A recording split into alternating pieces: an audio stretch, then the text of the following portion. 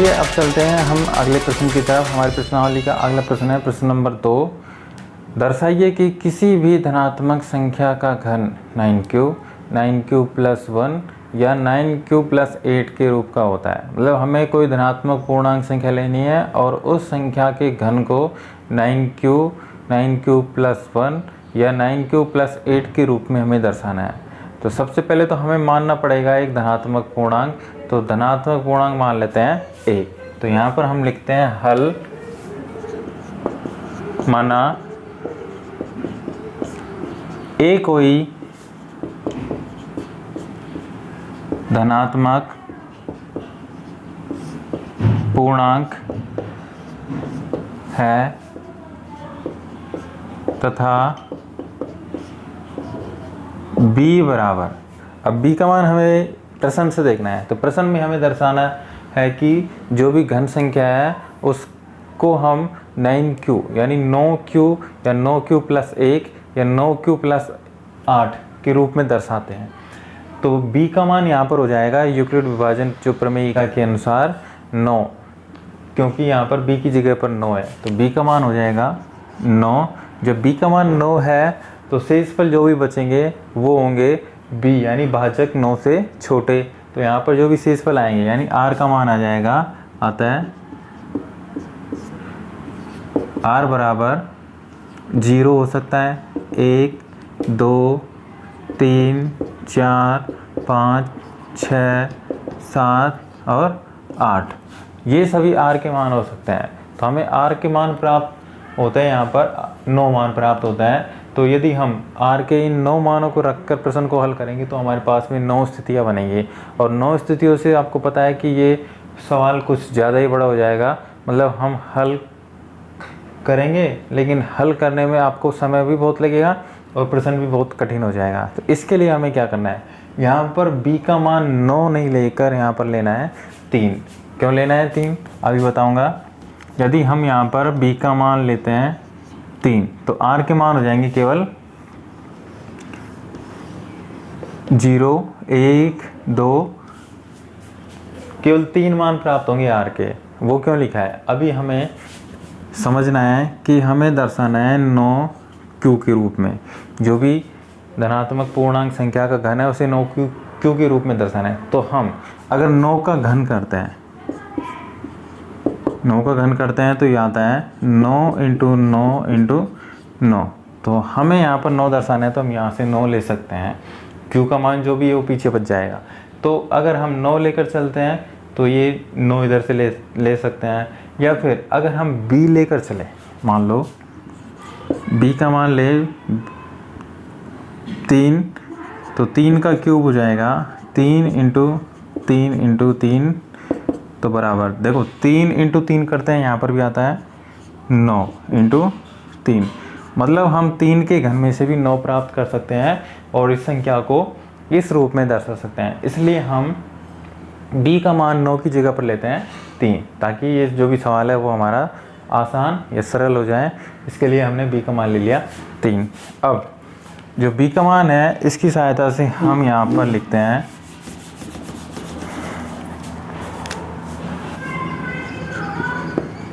अतः यूक्लिड विभाजन प्रमेयिका से यूक्लिड विभाजन प्रमेयिका होती है यहाँ पर a बराबर बी क्यू प्लस r, जहाँ पर r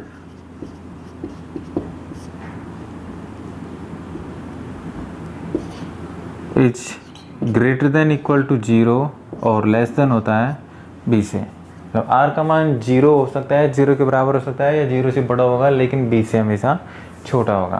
तो इस कंडीशन के अनुसार हम मान लिखते हैं। तो स्थिति फर्स्ट, मतलब पहली स्थिति जब r का मान क्या हो 0। यदि हम r का मान 0 लेते हैं तो हमारी पहली संख्या यानी पहला धनात्मक पूर्णांक प्राप्त हो जाएगा। तो यदि r बराबर 0 तो a बराबर हो जाएगा देखो बी क्यू प्लस आर, तो बी का मान हमने यहाँ पर माना है 3, तो बी का मान हो जाएगा 3 क्यू प्लस आर। अब अगर इस रूप में लिखते हैं तो यहाँ पर ये मान आएगा, लेकिन हमें इस संख्या को, देखो हमने धनात्मक पूर्णांक माना है a, हमें इसका घन दर्शाना है 9q के रूप में, तो q वहाँ पे आ रहा है, तो हम यहाँ पर q की बजाय कोई और दूसरा चर ले सकते हैं। यहाँ पर हम लेते हैं मान लो m, तो ये हो जाएगा 3m प्लस 0। तो पहली स्थिति के अनुसार a बराबर हो गया 3m प्लस 0 यानी 3m प्लस 0, तो a बराबर हो जाएगा 3m। तो ये आ गया हमारा पहला पूर्णांक स्थिति फर्स्ट के अनुसार। अब दूसरी स्थिति लिखते हैं यहाँ पर,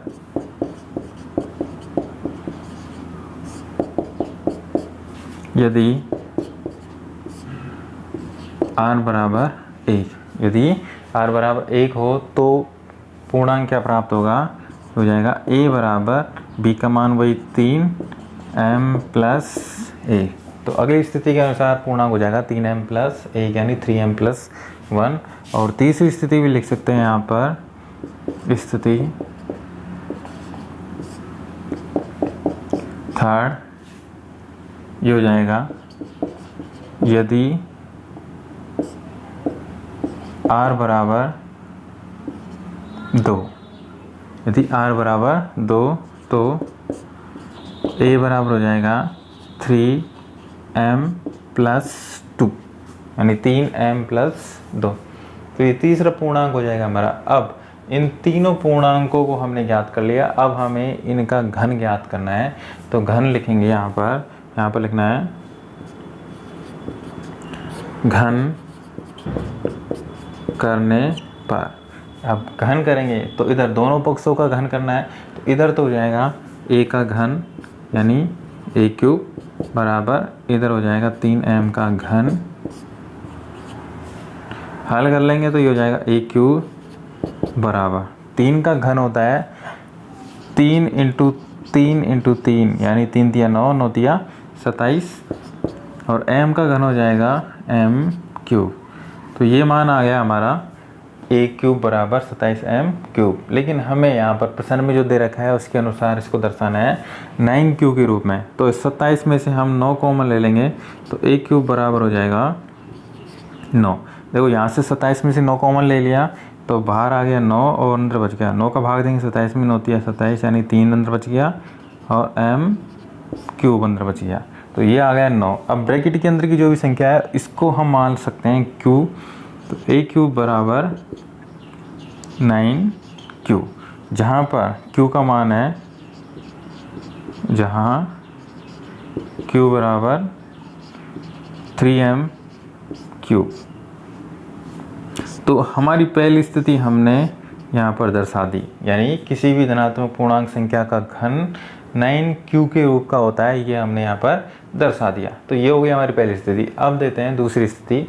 तो दूसरी स्थिति में भी हमें क्या करना है, दोनों पक्षों का घन करना है। तो घन करेंगे तो ये हो जाएगा a क्यूब बराबर 3m प्लस 1 का क्यूब, तो इसका भी क्यूब करना है। अब इसका तो क्यूब हो जाएगा a क्यूब बराबर, देखो ब्रैकेट के अंदर की संख्या है 3m प्लस 1 और इसका क्यूब करना है, तो इसको मान सकते हैं a प्लस b का क्यूब। अब हमें पता है कि a प्लस b का क्यूब बराबर होता है a cube plus 3a square b plus 3ab square plus b cube. ये एक सरसमीका होती है। इस सरसमीका की सहायता से हम इस ब्रैकेट के अंदर की जो भी संख्या है उसको खोल लेते हैं। तो यहाँ पर हो जाएगा a प्लस बी का होल क्यूब बराबर a क्यूब, यानी a है यहाँ पर 3m और b है 1, तो 3m का क्यूब हो जाएगा यहाँ पर 3 का क्यूब 27 m क्यूब प्लस आगे लिखना है 3a स्क्वायर b, यानी 3 इंटू a स्क्वायर, 3m का स्क्वायर, तो 3 का स्क्वायर 9 और m का स्क्वायर हो जाएगा m स्क्वायर, तो ये हो जाएगा 9m स्क्वायर। आगे लिखना है गुणा करना है b यानी 1। तो ये हो गया 3ab 3 9m square into 1 plus आगे लिखना है 3ab का होल स्क्वायर, तो इसका भी स्क्वायर करना है। तो अगला पद हो जाएगा 3a का मान है यहाँ पर 3m प्लस और गुणा में हो जाएगा b का स्क्वायर यानी 1 का स्क्वायर 1, आगे लिखेंगे प्लस b क्यूब, तो b क्यूब हो जाएगा 1 का क्यूब और वही होता है 1 का क्यूब बराबर 1। तो ये हमने ब्रैकेट को खोल लिया। अब इसको सरल कर लेते हैं, तो a क्यूब बराबर आ जाएगा 27m क्यूब प्लस, देखो गुणा करेंगे 9 इंटू 3 9 दिया 27 m स्क्वायर इंटू यहाँ पर गुणा कर लेंगे 3 इंटू 3 करेंगे 3 3 9 और 1 से गुणा करेंगे तो वही मान आ जाएगा 9m प्लस इधर 1 का क्यूब आ जाएगा 1। ये मान हमें प्राप्त हो गया। देखो यहाँ सॉरी यहाँ पर है प्लस, ये मान आ गया हमारे पास में। अब हमें इसको दर्शाना है 9q प्लस 1 के रूप में। तो देखो 1 है यहाँ पर 1 लास्ट में, इसको ऐसे कैसे छोड़ना है, और जो ये 3 पद दे रखे हैं इन तीनों पदों में से 9 कॉमन लेना है। तो यहाँ पर 9 कॉमन ले लेंगे तो a क्यूब बराबर हो जाएगा 9, इधर से देखो 27 में से 9 कॉमन आ गया तो अंदर बच गया 3m क्यूब प्लस इधर 27 में से 9 कॉमन आ गया तो इधर बच गया 3m स्क्वायर प्लस 9 का भाग देंगे इधर 9 में एक बार तो यहाँ पर बच गया m और यहाँ ब्रैकेट बंद प्लस में 1। तो ब्रैकेट के अंदर की जो भी संख्या है इसको हम मान लेते हैं q। तो हमारी जो भी स्थिति है उसके अनुसार मान आ जाएगा यहाँ पर 9q प्लस 1। यहाँ पर जो ब्रैकेट के अंदर क्या है इसको माना है q, तो लिख देंगे यहाँ पर जहाँ q बराबर 3m cube plus 3m square plus m। ये जो भी मान है वो q का मान है, ये कुछ भी हो सकता है, इससे हमें मतलब नहीं है। हमें केवल इस धनात्मक पूर्णांक संख्या के घन को 9q प्लस 1 के रूप में दर्शाना है, तो हमने यहाँ पर दर्शा दिया। तो दूसरी स्थिति हमने यहाँ पर दर्शा दी। अब चलते हैं आगे तीसरी स्थिति।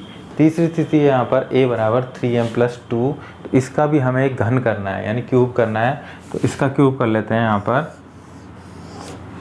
तो ये हो जाएगा a क्यूब बराबर 3m प्लस 2 का होल क्यूब, मतलब इस पूरे ब्रैकेट का होल क्यूब। तो इस ब्रैकेट को खोलना है वही a प्लस b का होल क्यूब। इसकी सहायता से जो सरसमीका है हमारी ये हो जाएगा a cube plus 3a square b plus 3ab square plus b cube.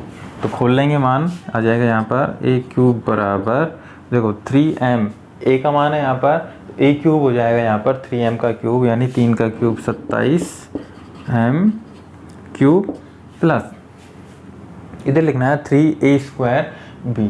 तो मान लिख देंगे यहाँ पर 3 इंटू a स्क्वायर 9m यानी 9m का स्क्वायर हो जाएगा, 3 का देखो 3 का स्क्वायर हो जाएगा यहाँ पर 9 और m स्क्वायर, ठीक है, इंटू b का मान लिखना है यहाँ पर 2, तो b का मान हो जाएगा 2 प्लस इधर आगे चलते हैं 3ab स्क्वायर, तो 3 इंटू a का मान है 3m इंटू b स्क्वायर यानी 2 का स्क्वायर, तो 2 का स्क्वायर होता है 4, ये लिख दिया मैंने डायरेक्ट सीधा प्लस में।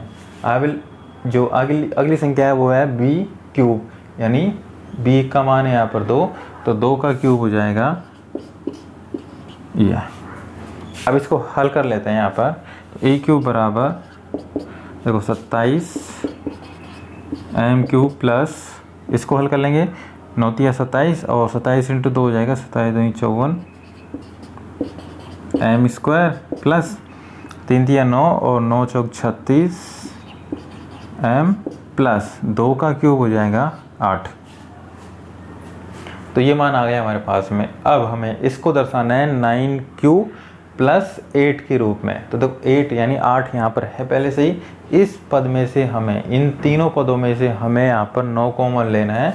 तो a क्यूब बराबर आ जाएगा 9, ब्रैकेट के अंदर हो जाएगा यहाँ पर 3m क्यूब प्लस 54 में से 9 कॉमन ले लिया, मतलब 9 का भाग दिया 54 में, 9 6 की 54 m स्क्वायर। तो यहाँ पर बच गया 6m स्क्वायर प्लस 9 का भाग देंगे 36 में, कॉमन ले लिया तो इधर बच गया 4m ब्रैकेट बंद प्लस 8।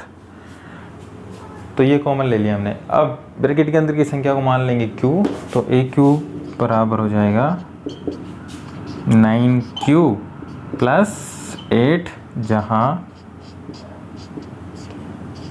q बराबर है 3m square, 3m cube plus 6m square plus 4m। ये यहाँ पर है q का मान। हमें दर्शाना था किसी पूर्णांक संख्या का घन 9q प्लस 8 के रूप का होता है, तो ये हमने यहाँ पर दर्शा दिया। तो तीनों स्थितियाँ हमने, यानी तीनों रूप हमने दर्शा दिए। तो इस प्रकार इसको हल करना है। बस थोड़ा सा ध्यान ये रखना है कि आपको यहाँ पर b का मान 9 की जगह पर लेना है 3। अगर आप 9 लेकर हल करेंगे तो प्रश्न बड़ा हो जाएगा, 3 लेते हैं तो ये प्रश्न थोड़ा आसान हो जाएगा और जल्दी हल हो जाएगा। तो हमने यहाँ पर इसको दर्शा दिया है 9q प्लस 1 और 9q प्लस 8 के रूप में। आशा करता हूँ कि आपको ये जो प्रश्न है वो आराम से समझ में आ गया होगा, अच्छी तरह से समझ में आ गया होगा।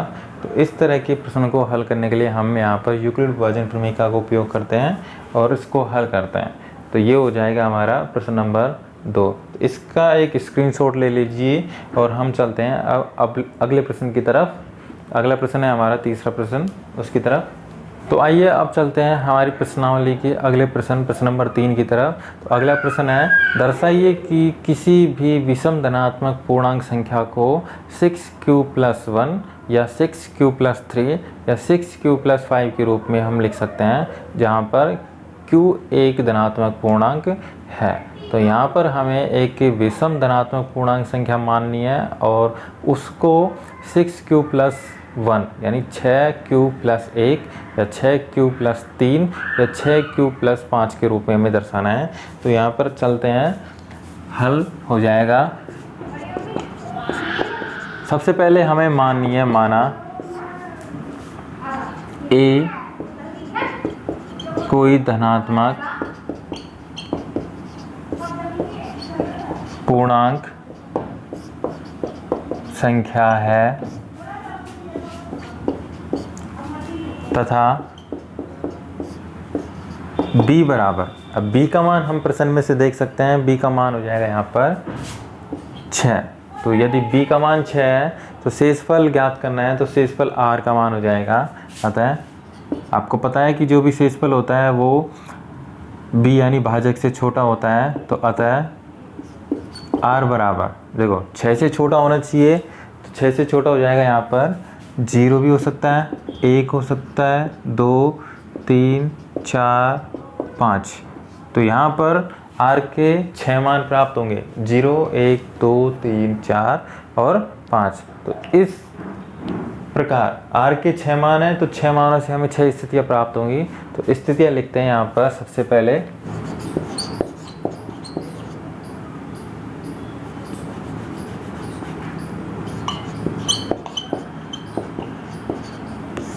यूक्लिड विभाजन प्रमेयिका से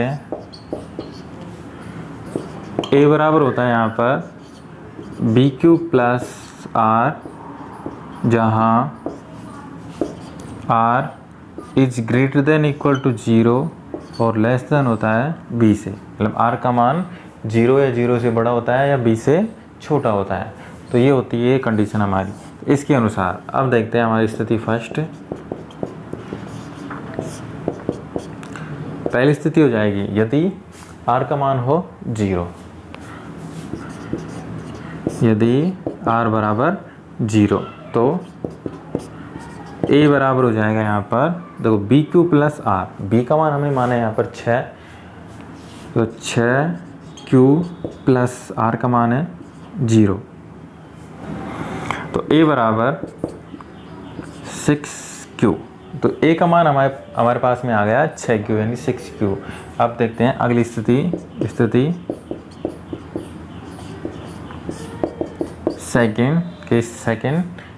सेकंड के अनुसार यदि r बराबर हो 1 तो a बराबर, a का मान हम लिख देंगे यहाँ पर, b का मान है 6 तो b का मान हो जाएगा 6q प्लस 1। तो ये हो गई हमारी अगली संख्या, अगला पूर्णांक एक धनात्मक संख्या है, a बराबर 6q प्लस 1। अब लिखते हैं स्थिति थर्ड।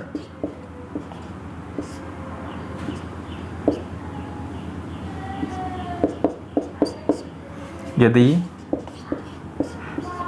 r बराबर 2 यानी शेषफल r का जो भी मान है वो आए 2, तो हमारे पास में a बराबर हो जाएगा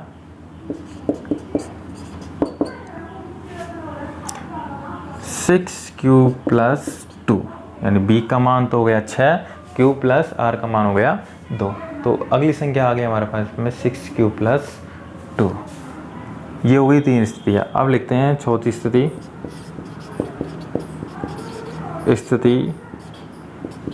फोर्थ। यदि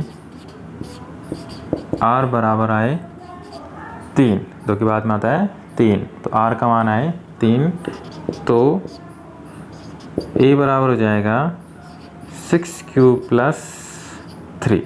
अब जल्दी से लिखते हैं अगली स्थिति, पांचवी स्थिति फिफ्थ।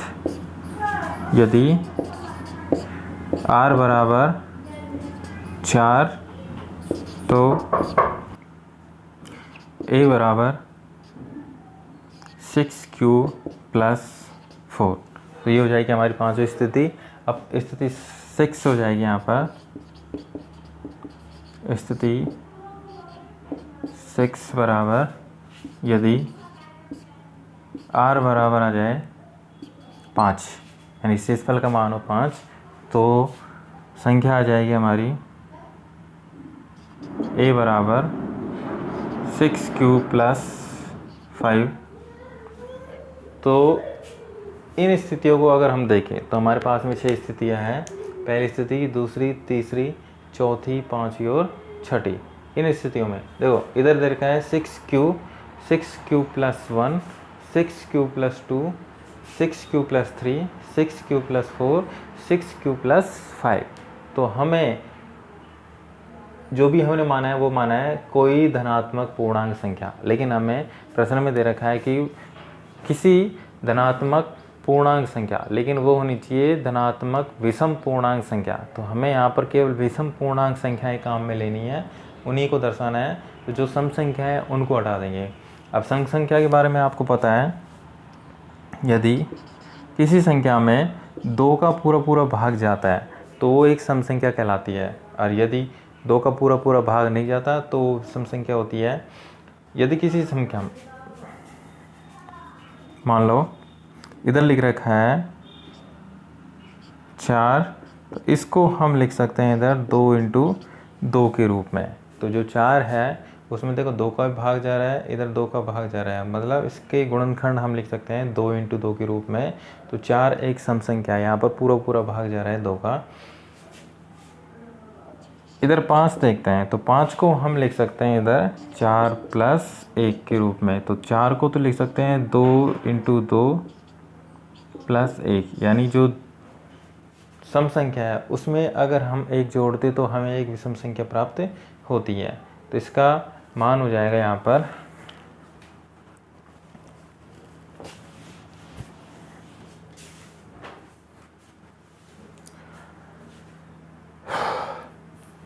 तो हमें ये 6 स्थितियाँ प्राप्त हो रही है। हम केवल यहाँ पर सम संख्याओं को छोड़कर विषम संख्याओं को दर्शाएंगे। तो विषम संख्याएं कौन कौन सी है वो देखते हैं। यहाँ पर a का मान है 6q, तो 6q यानी कोई भी सम संख्या में हम किसी भी संख्या का गुणा करते हैं। मान लो यदि 6 × 2 करता हूँ तो बराबर आता है 12, यदि 6 × 3 करता हूँ तो आता है 6 × 3 18। मतलब यदि हम किसी सम संख्या में किसी भी संख्या का गुणा करें सम संख्या में यदि किसी संख्या का गुणा करें तो भी हमें एक सम संख्या ही प्राप्त होती है। तो यहाँ पर 6q जो भी है वो एक सम संख्या है, तो इस संख्या को हमें काम में नहीं लेना, मतलब ये वाली स्थिति हमें काम में नहीं लेनी है क्योंकि ये एक सम संख्या है। आगे देखते हैं 6q + 1। तो यहाँ पर देखो, अगर ये सम संख्याएँ हैं इनमें हम 1 जोड़ दें, जैसे यहाँ पर 1 जोड़ रखा है, प्लस में 1 कर दें तो इधर आता है 13 और इधर आता है 19। तो हमें सम संख्या में 1 जोड़ने पर एक विषम संख्या प्राप्त होती है। तो ये जो भी स्थिति है वो हो जाएगी हमारी विषम संख्या। तो मतलब ये वाली स्थिति हमें काम में लेनी है। आगे चलते हैं तीसरी स्थिति। तो यहाँ पर है 6q + 2, यानी अभी बताया था यदि 6q यानी जो 12 है वो यदि एक सम संख्या है, इसमें हम 2 जोड़ते हैं तो प्राप्त होता है 14। तो यदि किसी सम संख्या में अगर 2 जोड़ा जाए तो भी हमें एक सम संख्या ही प्राप्त होती है। तो सम संख्या में सम संख्या जोड़ने पर सम संख्या प्राप्त होती है। तो ये जो 6q + 2 है ये भी एक सम संख्या होगी, तो ये भी हमें काम में नहीं लेनी है, ये वाली स्थिति भी काम में नहीं लेनी है। आगे देखते हैं चौथी स्थिति। तो यहाँ पर लिख रखा है a = 6q + 3। तो देखो, सम संख्या में विषम संख्या जोड़ रहे हैं तो हमें एक विषम संख्या प्राप्त होगी, तो ये भी एक विषम संख्या है।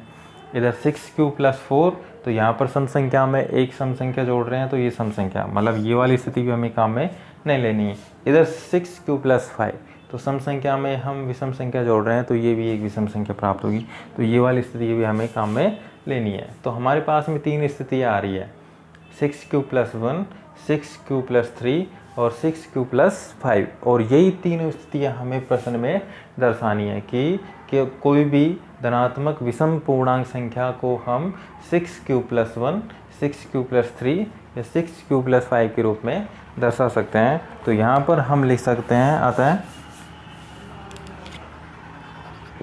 अतः किसी